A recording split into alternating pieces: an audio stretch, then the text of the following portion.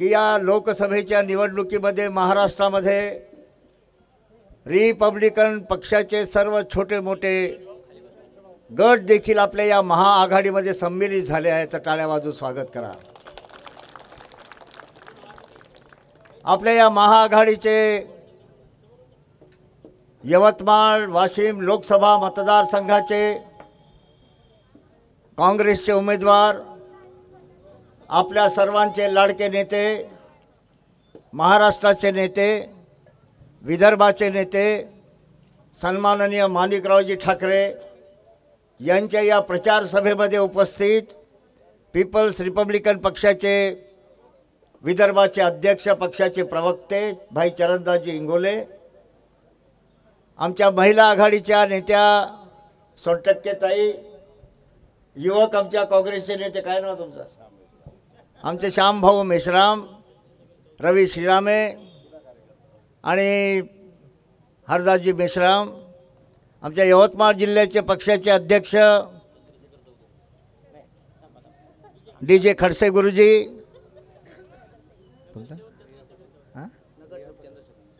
नगरसेवक चंद्रशेखरजी चौधरी, नगरसेवक रामटेकेजी, आमच्या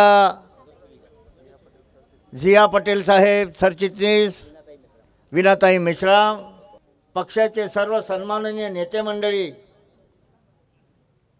माणिकरावजी ठाकरे यांना शुभेच्छा आणि आशीर्वाद देण्यासाठी जमलेल्या माझ्या पाठीपुऱ्यातील माझ्या बहादूर माता भगिनींनो, बांधवांनो आणि बाबासाहेबांच्या बहादूर भीमसैनिकांनो, महाराष्ट्रातील विदर्भातील बहादूर लोकांची ही वस्ती आहे पाटीपुरा. जे सर्वांना पुरून उरते ती पाटीपुरा. या उद्याच्या 11 एप्रिलला आपल्या सर्वांची परीक्षा आहे.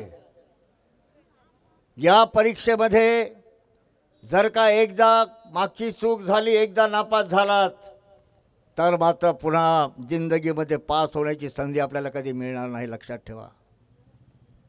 या देशामध्ये संकट आलं आहे. लोकशाहीवर, संविधानावर जीवाचं रान करून, रक्ताचं पाणी करून, हाडाची काढं करून परमपूज्य डॉक्टर बाबासाहेब आंबेडकरांनी या देशातील 130 कोटी लोकांचं जीवन सुखी व्हावं, प्रत्येकाच्या अन्याय अत्याचाराचा अंधकार दूर व्हावा, समतेचं, ममतेचं, बंधुत्वाचं, माणुसकीचं आणि न्यायाचं राज्य निर्माण व्हावं, हे स्वप्न डॉक्टर बाबासाहेब आंबेडकरांचं राज्यघटनेचं स्वप्न.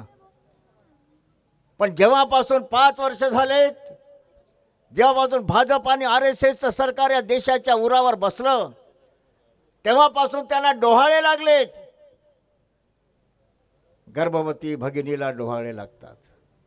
माती खायचे, आंबा खायचा, चिंच खायचे, काही खायचं, डोहाळे लागतात. पण या भाजप RSS वाल्यांना डोहाळे लागलेत.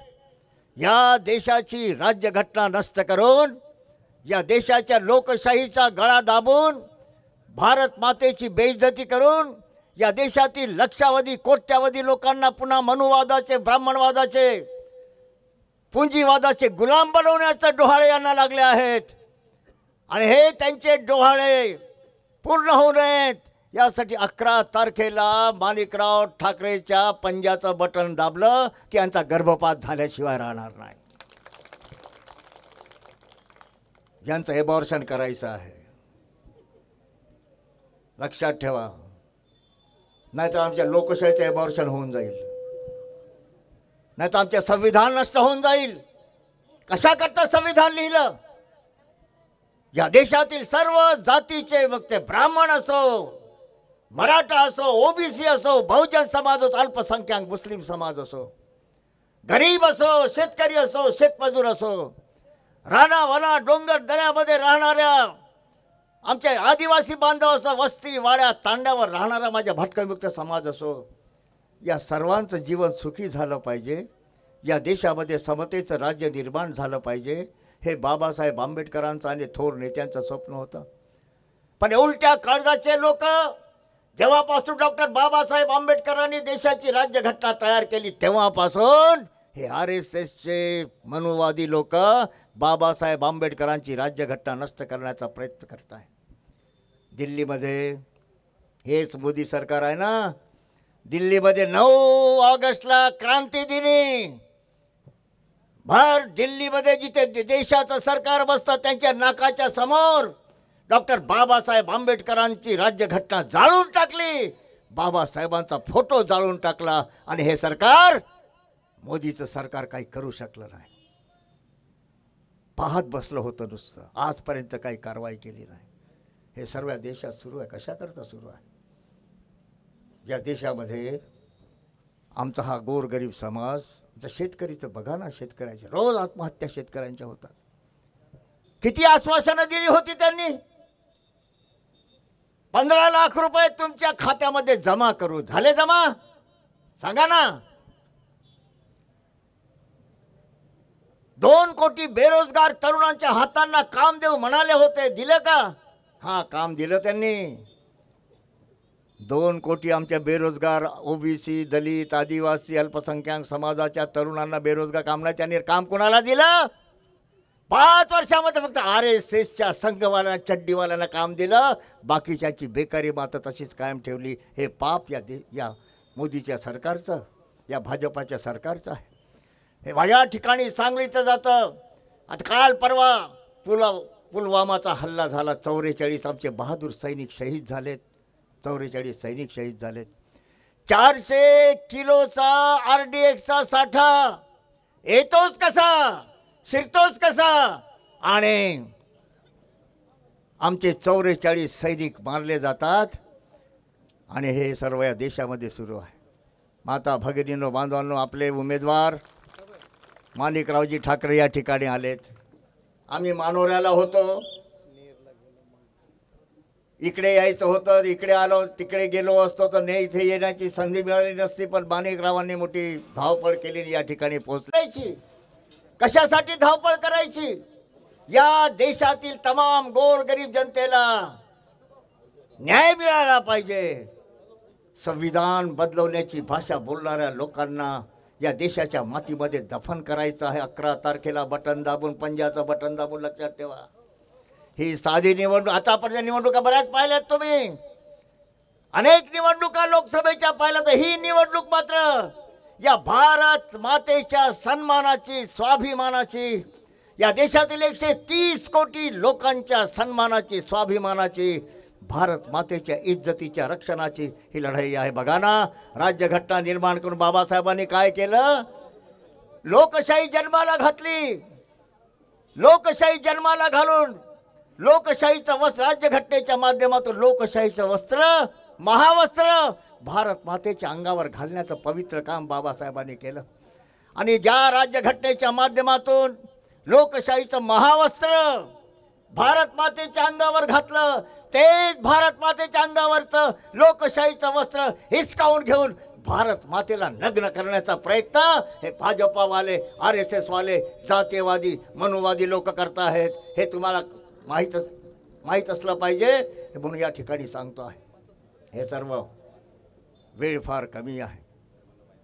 माणिकरावजींना आपल्याला बोलायचं आहे. तुमचे आशीर्वाद तुम्ही द्या, तुम्ही आशीर्वाद द्या. काही नाही दिलं माझे लोक, माझे लेकर, म्हणून त्याला TV बंद करून, खोलीमध्ये बंद करून टाकलं. असा खोटारडा देशाचा प्रधानमंत्री असेल, कोणाला न्याय मिळेल?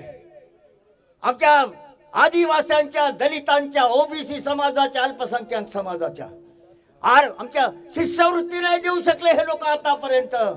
फी माफी नाही करू शकले. उच्च शिक्षणापासून वंचित ठेवण्याचा प्रयत्न केला. अशा परिस्थितीमध्ये एकच जाता सांगतो, आम्ही देखील काँग्रेसला 2 जागा मागितल्या होत्या, 2 लोकांना जोडा. ते म्हणाले बघू, विचार करू. पण नाही सोडलं तरी चालेल, पण आमचा एकच एजेंडा आहे, एकच इरादा आहे. आम्हाला जागा मिळो की न मिळो, पण या देशाचं संविधान आणि या देशाची लोकशाही नष्ट करण्याचा प्रयत्न करणाऱ्या भारतीय जनता पक्षाचा या देशाच्या मातीमध्ये काढून टाकल्याशिवाय आम्ही राहणार नाही. त्यासाठी या महाआघाडीमध्ये आम्हाला जागा मिळतात की नाही मिळत याची पर्वा नाही केली, मित्रांनो. आणि वाईट एका गोष्टीचं वाटतं की भाजपा, शिवसेनेचा, RSSचा पराभव करण्यासाठी आम्ही आपल्या सेक्युलर सर्व धर्मनिरपेक्ष मतांचं विभाजन होऊ नये यासाठी प्रयत्नांची पराकाष्ठा केली। आमच्या काही मित्रांना सांगितलं की तुम्ही या, तुम्ही आघाडीचं नेतृत्व करा, पाहिजे तेवढ्या जागा घ्या, पण नाही घेतल्यात। 200 कोटी रुपयांची सुपारी घेऊन आपलं मत फोडण्याचा प्रयत्न ते लोक करतात। 200 कोटी रुपयाची सुपारी घेतली कोणाकडून? RSS कडून, BJP कडून। आमच्या मतांचं विभाजन केलं। दलित, आदिवासी, OBC, बहुजन समाजाच्या, अल्पसंख्याक समाजाच्या मतांचं विभाजन झालं, त्याचा फायदा कोणाला होईल? या सैतानांना त्याचा फायदा होईल। त्या सैतानाची हात मिळवणी करून 200 कोटी रुपयाची सुपारी घेऊन आज आमच्या मतांचं विभाजन करण्याचा प्रयत्न जे लोक करतात त्यांना देखील धडा शिकवण्याची वेळ आलेली आहे। आणि पण माता भगिनींनो, वेळ कमी उरलेला आहे। जाता जाता एवढंच सांगेल, तुमच्या एकजुटीची ताकद, तुमच्या एकजुटीची शक्ती, तुमच्या एकजुटीचा आशीर्वाद माणिकरावांना द्या। 11 तारखेला पंजाचं बटन दाबा। तुम्ही पंजाचं बटन दाबलं की तिकडे सैतान मरून जाईल। इकडे बटन दाबा, तिकडे सैतान मरून जाईल। या लोकशाहीचे दुश्मन, संविधानाच्या दुश्मनांना ठार करण्यासाठी उद्याच्या 11 तारखेला मतदानाच्या दिवशी माणिकरावांच्या पंजाचं ढपण बांधून बटन दाबून असा चमत्कार घडवा। आज प्राध्यापक कवाडे या ठिकाणी आला, उद्या मात्र आल्यानंतर आज तुम्ही मला फूल दिलं, फुलाचा गुच्छ दिला, पण माणिकरावाला जिंकू द्या। येणारच तुमचा आशीर्वाद असल्यावर माणिकराव दिल्लीमध्ये जातील आणि RSS वाल्याच्या चड्ड्या पिवळ्या केल्याशिवाय राहणार नाही, BJP वाल्याच्या चड्ड्या पिवळ्या केल्याशिवाय राहणार नाही। ही ताकद त्यांना द्या अशी सर्वांना विनंती करतो। धन्यवाद। जय भीम। माणिकराव ही साधी निवडणूक नाही आहे।